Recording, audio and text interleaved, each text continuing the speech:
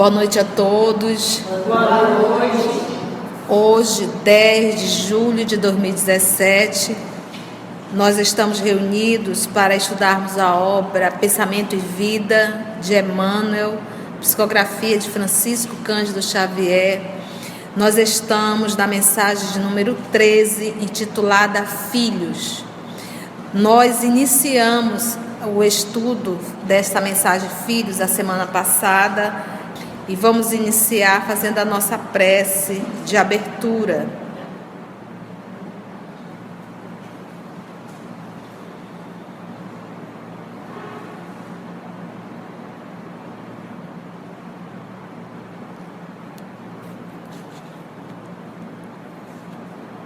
Querido amigo Jesus,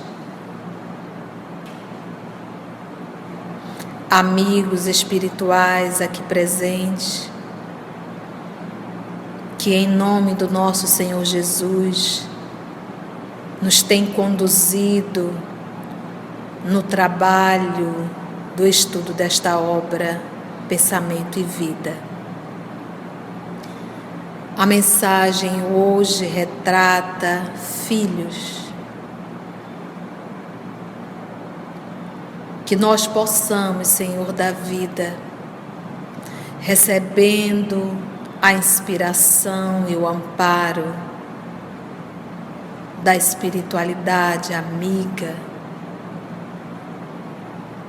que nós possamos silenciar o nosso sentimento, o nosso pensamento, para recebermos a inspiração tão necessária, para podermos ter uma compreensão melhor em torno da obra Pensamento e Vida. E que as lições, Senhor, tal qual uma semente, de certa forma, liberada pelo grande semeador, que és Tu, Senhor, que nós possamos preparar a nossa terra para recebermos essa dádiva e contribuirmos com a germinação, o crescimento e a multiplicação. Muito obrigada, divino amigo, pelo convite, por aqui estarmos e muito mais por essa oportunidade de estudo.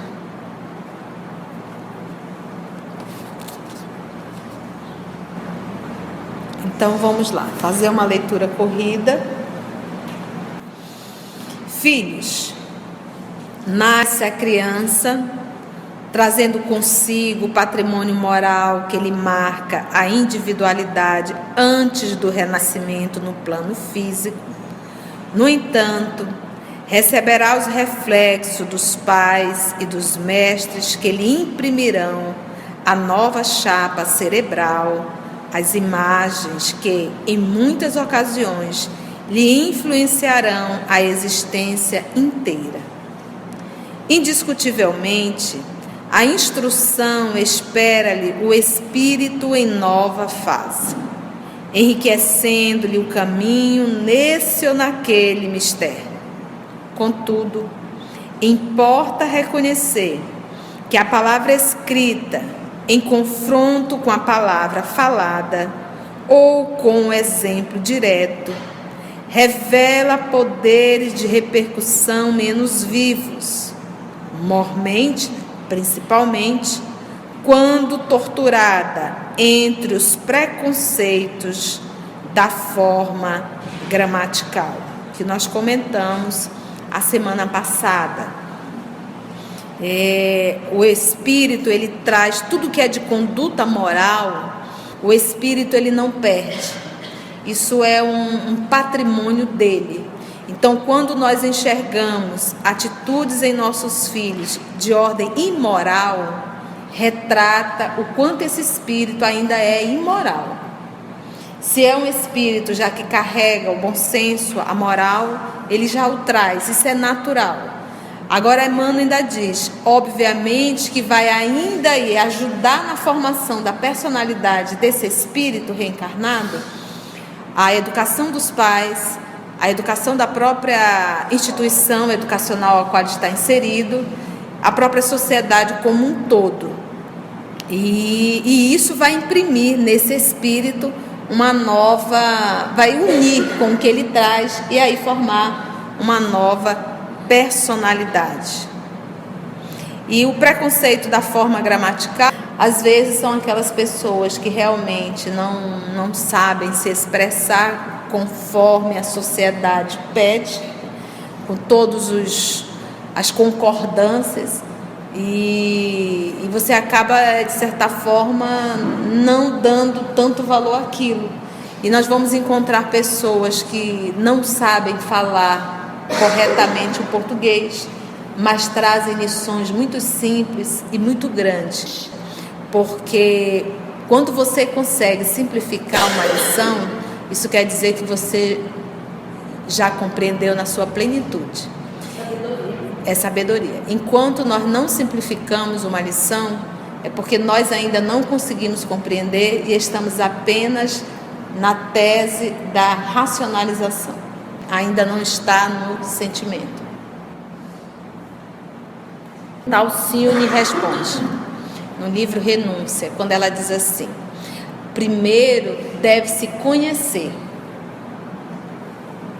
Então, muitos de nós estamos só nesse primeiro momento de conhecer.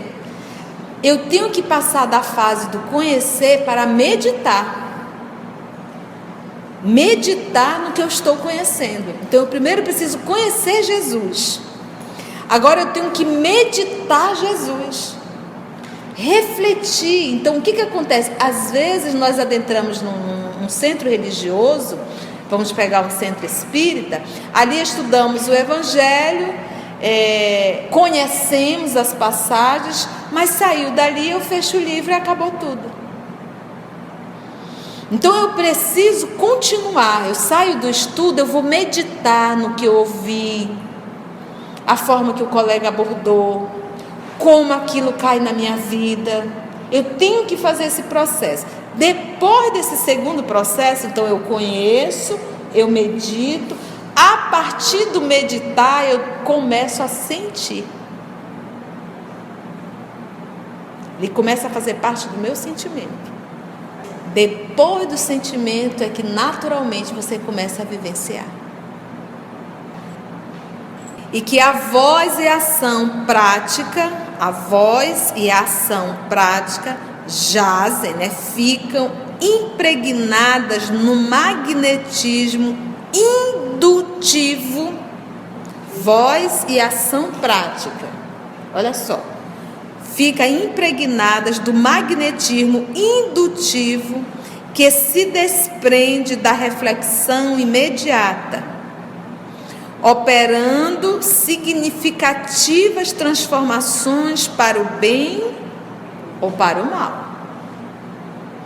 O que eu falo, o que eu vivo, o que eu falo, o que eu vivo, fica impregnada do magnetismo, meu, no caso, indutivo, de induzir, que se desprende da reflexão imediata, operando significativas transformações, tanto para o bem quanto para o mal, segundo a natureza que lhes personaliza as manifestações, porque cada um de nós personalizamos a nossa.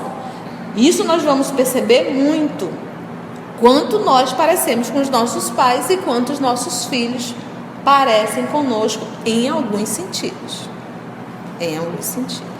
Eu estou falando de relacionamento pais e filhos. Se é um caso de uma tia, mas uma tia que ela é mãe, ela é tia-mãe, ele vai assimilar o que ela está passando. Mas uma tia flutuante como eu fica mais difícil. Mas quando é entregue para você, você é tia-mãe. Então é você que passa a ser a responsável e a criança vai copiar. Criança, nós não estamos falando de adulto. Ele está falando aqui de crianças, tá? Então a fase da educação é na infância. Na infância. Adolescente é bem mais complicado. Então, por quê? Porque já se formou. Então você tem que realmente fazer um trabalho que na infância. O primeiro ponto é lembrar do Evangelho de Santo Agostinho, semana passada. O que ele diz? Ele diz que o nosso pai não dá fardo que a gente não consiga carregar. Então, o filho que ele me deu, o filho que ele me dá, eu tenho condições de educar. Se não faço, é por rebeldia. Então, se eu estou vendo as inclinações deletérias dessa alma, o meu dever é corrigir. Então, eu estou enxergando, só que para enxergar eu tenho que olhar. E para olhar eu tenho que ter tempo. Então, hoje o que nos falta é tempo para educar os filhos. E predisposição para querer fazer. Porque muitas vezes a mãe vê a inclinação, mas como ela está preocupada em ir para o salão, para a academia, sair com as amigas, fazer qualquer outra coisa, ela deixa o menino com as inclinações dele lá e vai-se embora. E tem também um outro costa larga. O menino está no processo obsessivo quando é espírita. Às vezes uma criatura me procura para fazer um diálogo, começou a falar do filho, e ela queria, é os mecanismos de fuga. Ela queria que eu dissesse que o menino estava num processo obsessivo. Eu digo, não, seu filho está precisando de limites. Obviamente que ela não voltou mais para fazer o diálogo, porque eu não falei o que ela queria ouvir. O seu filho está mal educado. Se a senhora não pôr limites nele, a senhora vai ver a dificuldade que vai ser. Só não disse o obsessor que ele vai virar para a senhora. Então, se o pai e a mãe, a responsabilidade dos dois, conseguem guardar um tempo para educar os filhos, eles vão conseguir enxergar e irão fazer as correções devidas. Mas para isso requer tempo. Você tem que olhar, você tem que sentar, você tem que conversar, você tem que brincar. Você tem que estimular um jogo em uma situação ao qual a criança tem que perder o jogo, para você ver as reações. Por isso que os jogos são muito bons para você conseguir entender um pouco aquela personalidade que está com você. Entendeu? E essa função é do pai e, em particular, da mãe. Em particular, da mãe. E é na infância. Tá? Não vai imaginar que o teu filho adulto vai querer te copiar. Não vai imaginar que o teu menino adolescente vai querer te copiar, não. O que já tinha, já foi. Ele já é teu reflexo de alguma forma. E se tem excessos, porque o que você pode... É uma gota de verdade e um litro de amor. Às vezes a mãe passa a ser tão píssica, o pai tão píssico em uma situação, que acaba realmente fazendo com que a criança passe a odiar aquilo ali. Você ainda tem que ter um meio, o equilíbrio. Se você permite seu filho gritar contigo, aumentar o tom de voz, se ele fizer a primeira vez e você se calar, já era. Já era. É aquilo que eu costumo dizer, eu não sou teu colega, eu sou teu pai. Eu não sou sua coleguinha, eu sou sua mãe e devo ser tratada como tal. E lá em casa eu digo, eu não sou sua coleguinha, eu sou sua tia. Não permito ninguém alterar o tom de voz. Eu digo, eu já não caso porque eu não quero isso. Entendeu? Então você tem que saber se impor no adolescente. E isso já começa na infância. Então, agora para isso, gente, é aquilo que eu costumo dizer. Se eu quero passar bons princípios para os meus filhos, eu vou me moralizar. Eu vou aprender, eu vou fazer pesquisa. Você não faz uma faculdade para exercer uma profissão? Você não estuda para fazer isso e aquilo? Por que eu não posso também me preparar para ser um pai, para ser uma mãe? Eu acho que eu tenho que descer de paraquedas. Eu tenho que me preparar, eu tenho que estudar, eu tenho que entender a psicologia infantil. Eu tenho que me moralizar, porque é um trabalho árduo. Educar não é fácil. Nós achamos que ser pai, ser mãe, o pai é prover, a mãe é parir e pronto, já sou pai, já sou mãe. Não, porque os animais também fazem isso. O que nos diferencia dos animais é justamente a educação de ordem moral, porque dá comida o animal dá casa o animal dá leite o animal dá, mas moral o animal não dá. Se eu tenho um hábito de apenas dá a morada, o alimento e a proteção que os animais também dão, eu estou me limitando aos animais. Então a função do ser espírito já individualizado é dar a moral. Para isso eu tenho que me moralizar. Entendeu? E a única forma de eu conhecer as inclinações do filho que Deus me confiou é olhando. E eu não estou falando de adulto, nós estamos falando de criança, porque você corta na infância. Na fase adulta só tem um jeito de cortar: é a dor. É a dor. Porque ele não está mais submetido a pai e mãe, ele está submetido às leis que regem o universo. Entendemos isso? Vamos para o próximo.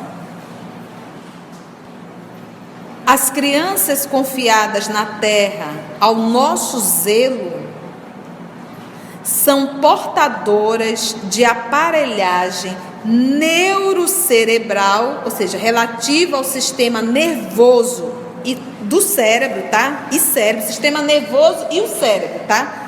Sistema neurocerebral, sistema nervoso e cérebro. Então, as crianças confiadas na terra ao nosso zelo são portadoras de aparelhagem neurocerebral com... Olha aqui, olha o que Emmanuel fala. De quando é esse livro? Qual a data desse livro? 1900 e quanto? 1958. Olha a informação que Emmanuel nos traz aqui. As crianças confiadas na terra ao nosso zelo são portadoras de aparelhagem neurocerebral completamente nova em sua estrutura orgânica. Já mudou. Eu digo que em nome de um falso amor e até de uma compensação de pai e mãe, se concede tudo a filho. Tudo filho pode, tudo filho tem. O filho nunca soube o que é uma dificuldade, que deveria passar. Mesmo tendo, ele deveria passar, porque isso faz parte também da educação. Então, essa coisa de tudo pode, cobrir de mimos, Falta de tempo, de dedicação. aí quer dar coisas, E você tem que ter limite. Se você está se limitando a isso, fechando, é porque você está fazendo algo que não quer que a tia veja. E esse algo com certeza não é bom.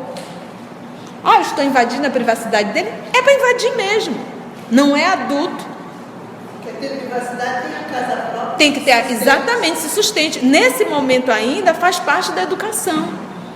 Então eu tenho que entender que aquela criatura está sob minha responsabilidade. E se nós não colocarmos freio, porque essa fase é mais difícil ainda da adolescência. Nós estamos com um grupo de adolescentes na Terra, um grupo de espíritos que estão chegando, muito rebeldes a Deus, muito rebelde a leis, extremamente sexólatras, que não tem absolutamente nenhum respeito e adoram chocar. Quanto mais chocar, melhor. Então, hoje é necessário uma maturidade maior para educar. Muito maior. E quanto mais não, melhor na educação. Ter menos coisa e dê-se mais aos filhos. Faça a criança dizer assim: papai, eu quero isso aqui. Papai, agora, mesmo você podendo, papai não pode dar isso para você. Mas não, agora não dá. Papai não tem dinheiro, mesmo tendo. Porque isso faz parte da educação. É o limite. Fazer com que a criança cuide do que recebeu, para que ela valorize o que recebeu e cuide. Destruir o porquê. Você sabe quanto custou? Se tem a mesada, desconta. Desconta. Ou então, se eu quero isso aqui, a sua mesada é tanto. Você vai comprar. A partir de hoje, você não terá mais a mesada. Vai juntar, quando chegar esse valor, compra-se. É assim, gente, que educa. Não é dando tudo. Vamos lá. Então ele diz que a aparelhagem neurocerebral completamente nova em sua estrutura orgânica, a afeição de câmara fotográfica devidamente habilitada a recolher impressões. Olha que interessante. Essa objetiva é lente que está voltada para o que se observa. Olha que interessante. Tá?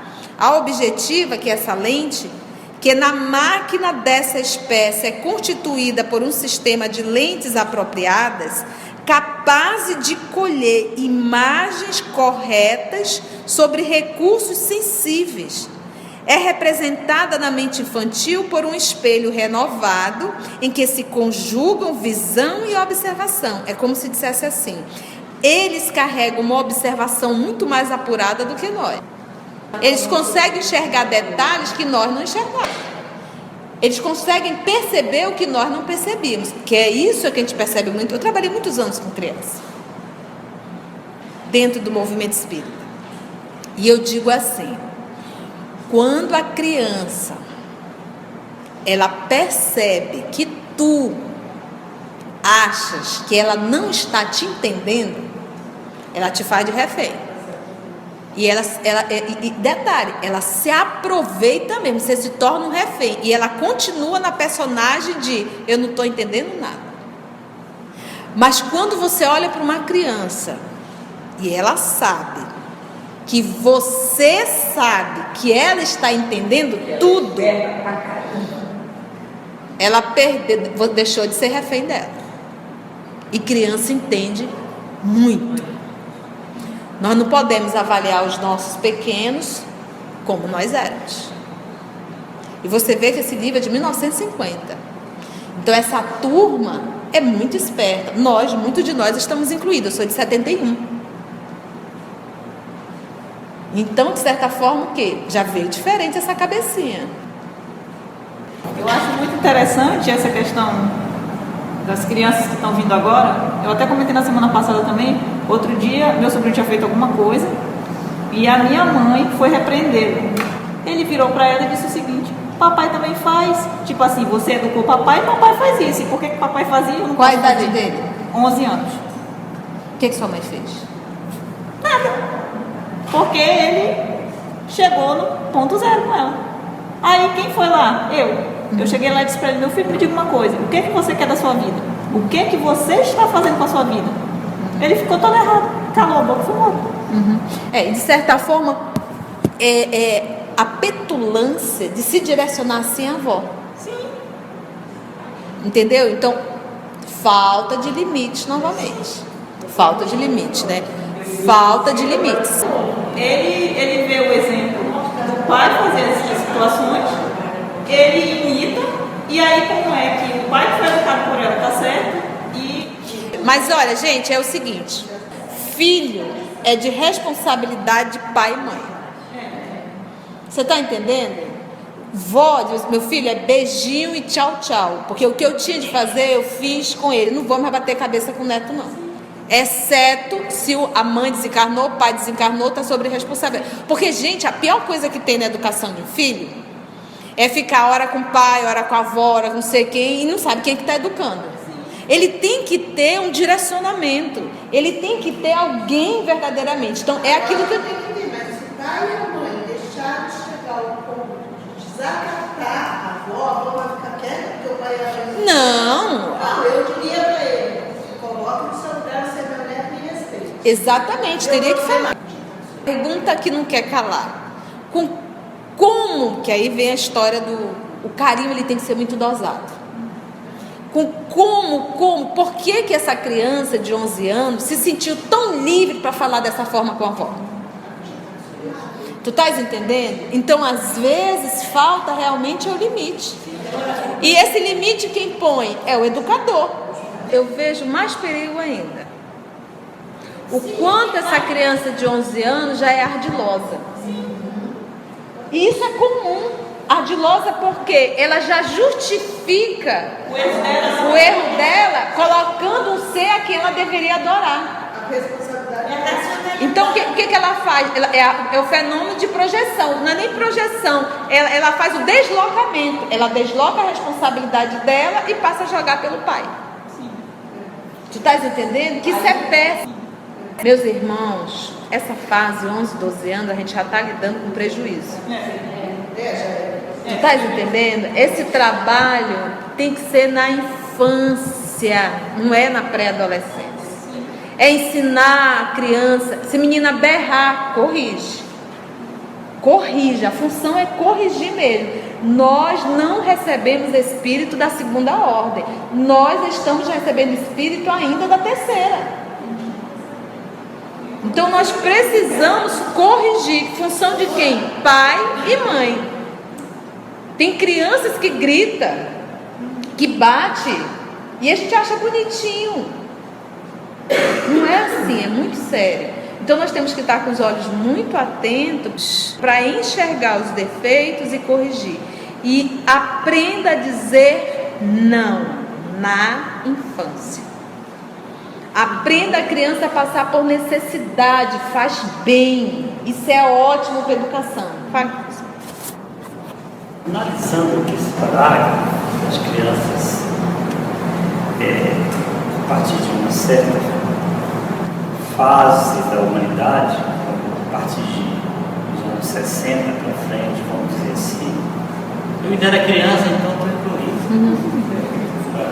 Elas têm uma capacidade maior de registrar as impressões, de recolher as impressões e fixá-las em si próprias, como elemento básico de conduta. Isso aqui é para a gente ficar em alerta, que a educação deixa de ser aquela coisa linear, certo? Entre pais e filhos. A partir dessa fase para frente, a educação da criança passa a ser pelo todo que a rodeia. Exemplo. Pelo todo que a rodeia. E hoje, como é o advento da informática, dos computadores, isso se dinamizou, se potencializou. Se já era complicado, com a multiplicidade das informações, a velocidade das informações, a facilidade dos acessos, aí a coisa extrapola aí muito aos limites da família. Mas a gente mas presta atenção. Quando nós falamos de criança, a educação ela começa na vida intrauterina. O menino não tem acesso à internet. 1 ano também não, 2 anos também não, 3 anos também não, 4 anos, ele não tem consciência. Então é esse período de 6 até 7 anos que entra aí, quem é o pai herói e a mãe herói? É a criança, porque para uma criança, pai e mãe é Deus. Então é esse período da educação, é esse período, é esse trabalho que você tem que fazer até os seus 7 anos. Depois disso, 7, 8, 9, ele passa a ter, já fica mais difícil. E outra, ele já assimilou. Então ele vai ter contato com a sociedade, ele vai identificar a parte negativa, mas ele tem uma base. Então eu não posso dar tudo, eu não posso proteger demais. Eu tenho que ensinar ele a conviver. É aquilo que eu digo, educar filho é fácil? Não. Se todo mundo sabe que não é fácil, eu ainda me dou o luxo de não me preparar. Eu definiria isso aqui dizendo que a criança ela tem uma capacidade visual de captação de 360 graus. É porque ela capta sentimento e emoção. É além. É sentimento e emoção. Ela sabe quando o pai está com medo, quando a mãe está insegura. Ela consegue captar. Eu acho que vamos finalizar só esse parágrafo aqui. Você vê com que idade uma criança vai para a creche.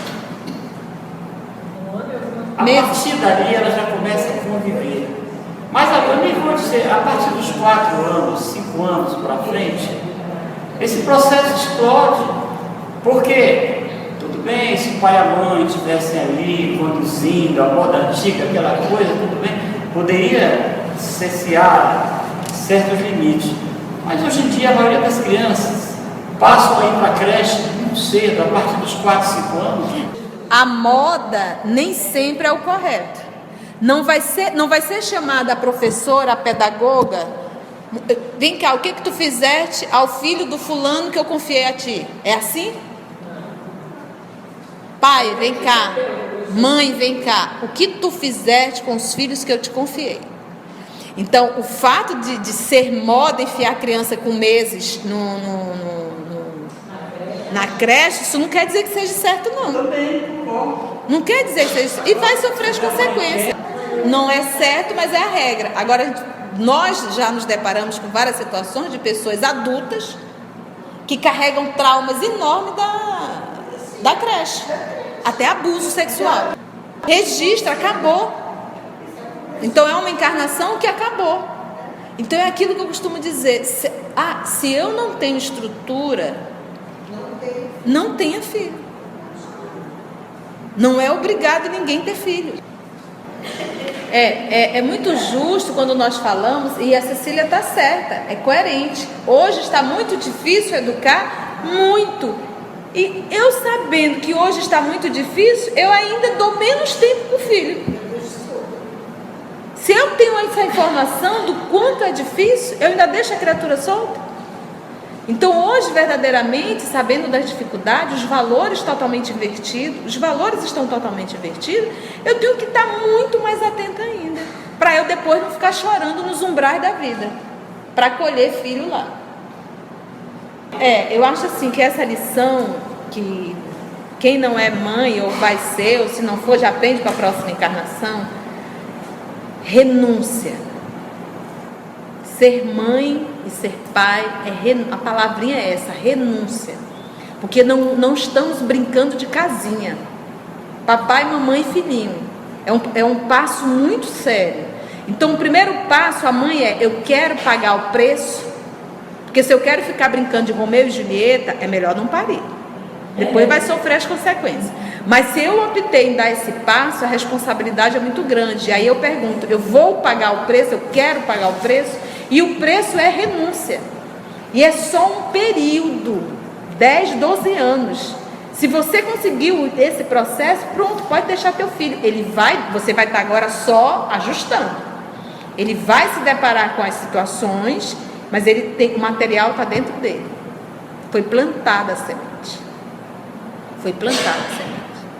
Então é um investimento muito alto. Olha, nós optamos os dois a sermos pais. Primeira coisa, vamos nos preparar para isso. Porque a gente se prepara fisicamente, por que não se prepara psicologicamente, emocionalmente? Eu conheci um casal em Joinville, ele é muito centrado, ele é protestante. Quando a esposa engravidou, ele foi estudar sobre toda uma gravidez e como cuidar de bebê. Como cuidar de bebê. Nunca dormiu na cama com eles. Desde que nasceu, dormia no quartinho ao lado, com a babazinha, a babá eletrônica. Nunca foi preciso ficar sacudindo a menina na rede para um lado e para o outro para dormir. Deitou na cama, boa noite, vamos fazer a prece e pronto. E eu disse, como vocês conseguiram? Ele disse, eu estudei e era ele que dava banho na menina. Porque a esposa ficava com medo, como ele já tinha estudado, ele ia dar o banho. E ele é engenheiro químico. Engenheiro químico. E se eu quero ser pai, eu tenho que me preparar para isso. E foi estudar. E ele é bem acadêmico mesmo. Muito racional, estudou. Está aí a menina. A gente deita ela, realizamos a prece junto, porque eles são protestantes. Terminou a prece, a menina vira, dorme, acabou. Não tem música, sacudir de rede, nada disso. Então ele formou essa personalidade.